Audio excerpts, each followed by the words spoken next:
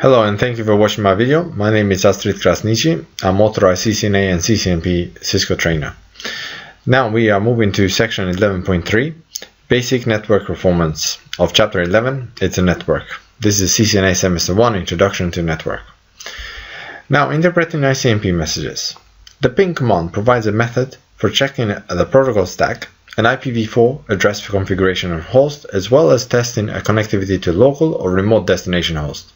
So if we ping the loopback 127.0.0.1, for example, we are testing our network card. Have we installed it properly? Are the drivers installed properly? Or is the TCP/IP stack working as it should?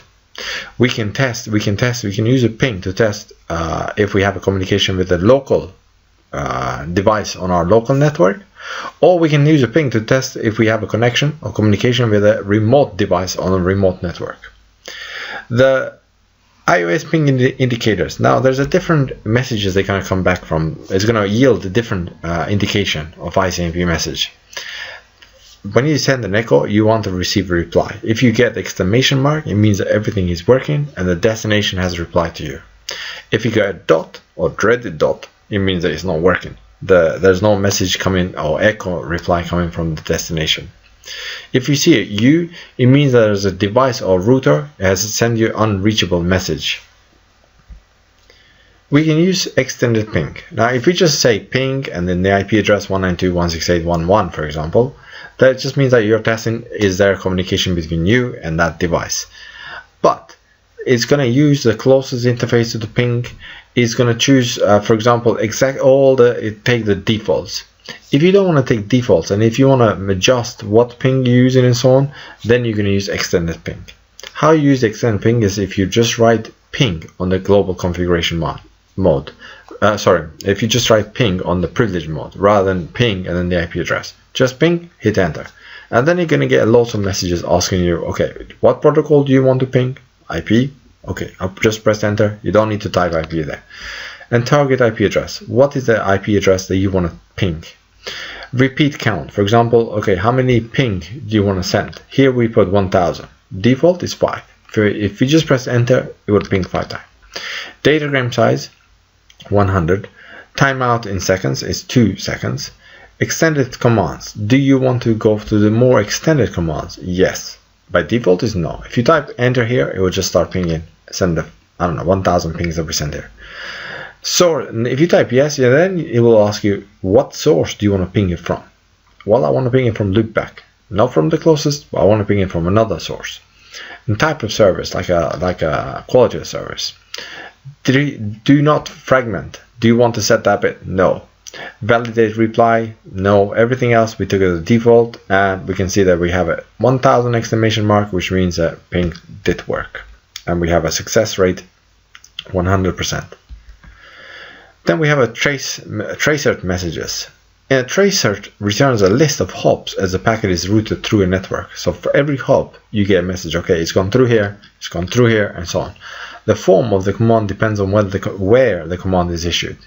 When performing the trace from the window computer, the command changes. You have to type Traceroute. When performing it from the router's command line interface, then the command is Traceroute.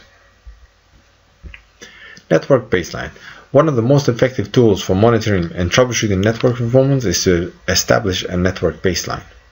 A baseline is a process for studying the network at regular intervals to ensure the network is working as designed. A network baseline is more than a single report detailing the health of the network at a certain point of time. Creating an effective network performance baseline is accomplished over a period of time. So for example, at this date we run the ping and we saw that we got a reply in less than 1 milliseconds.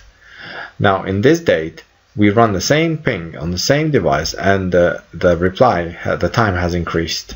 So we can kind of like compare our network is working as it should before as we designed, or is it in time or has increased. Common show commands revisited, so the status of the nearly every process or function of the router can be displayed using show commands. Frequently used show commands we have show running config, show interfaces, show ARP, show IP route, show protocol. right? This is going to tell you all the running configuration, not the startup configuration, running configurations, running configuration. Show interfaces is going to tell you the status of the interfaces. Show ARP is going to tell you what you know, what resolution has happened, what MAC address to IP address you know about. Show IP route is going to display the routing table of your router, and the show protocols is what protocols are running inside your router. In this demonstration, I will do some testing network with a ping and traceroute. We're going to use a just regular ping, and then we're going to use a extended ping, and then the traceroute as well. Again, for this demonstration, I'm going to use the same network that we've been using for section 11.1 and 11.2. I have a router, that's the IP address of the router, and a PCA and PCB. Now, if I go to, for example, say I go to PCA, and I open the command prompt. So open start CMD, and I say ping 192.168.12.1, right? And I got a reply from 12.1. Now if I go to the router and try and ping that PCA, so ping 192.168.12.100 is PCA, and I got a reply from the PCA as well.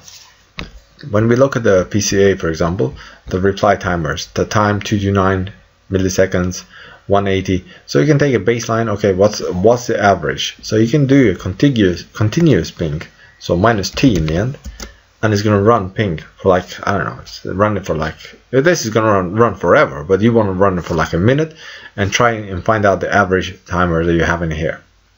Okay, I'm going to close this continuous ping. So I'll go to my router, and we did the ping, but this is really not showing that much. So we can say okay, just ping, don't mind. And the first thing is going to ask us what protocol we want to ping. We want to ping, yep, IP version 4. Target IP address, so is 192.168.12.100. That's our target. Repeat count, I say I want to send 20 pings. Datagram size 100, that's fine. Timeout in seconds 2 is fine. Extended commands, do I want to use extended command? If I don't, hit enter, and I don't want to use any sweep ranges, and it's just going to send 20 pings to the destination. As you can see, we have a reply, all of them. Control E, S to clear the screen, and I say ping again, and then I ping, but this time I do want to use the extended command. So 192.168.12.1, sorry, .100 is the PCA. Save 5, yeah, it's fine. And extended command, yes. Now I can choose the interface. It doesn't have to ping like from the closest interface. For example, the closest interface usually is this one here. Pings it from this interface. Let's create a loopback here, and for example, I'm gonna write down dashes here. So we're gonna create a loopback, right? And we're gonna ping from that loopback. So loopback 0. And we're going to give an IP address, I don't know, 192.168. I don't know, well, let's say 20.1/24. Right, so let's create that loopback and see if we can ping from that loopback. So I'm going to close this, Control C to stop this. Okay, Control Shift 6 to stop it. Okay, let's create that loopback. So interface loopback 0, IP address 192.168.20.1 and /24. No shut. No shut. You don't need to do no shut on the loopback. It's up by default anyway. So end show IP interface brief. Yeah, I've got a loopback there. I just created. So now I can type. Let me clear the screen. Control Alt ES to clear the screen. So ping 192.168. I'll just say ping and then hit enter. Yep. Protocol IP address 192.168.12.100. Repeat 5. Everything else is default. Extended commands, yes.